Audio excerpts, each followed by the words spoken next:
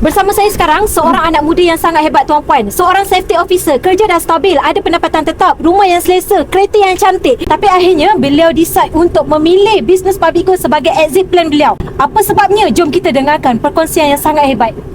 Ya, Assalamualaikum tuan-puan. Saya Syahira Madurus. Saya bekerja sebagai safety officer di construction site di Kuala Lumpur. Asalnya saya menjadi penyipak emas je di public goal sejak tahun 2019.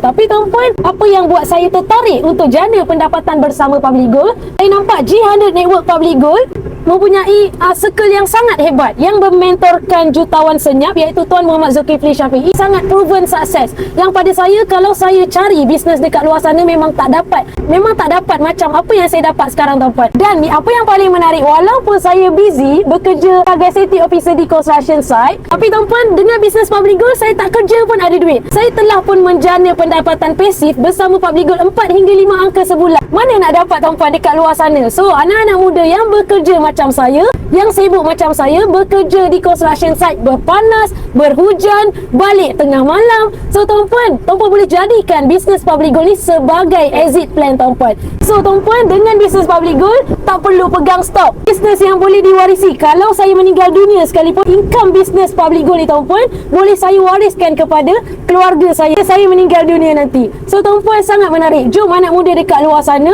sesiapa yang tercari-cari peluang bisnes dekat luar sana, so inilah tempatnya tuan-puan. Jom join circle kami, iaitu dalam G100 Network, dan mencapai ultimate financial freedom.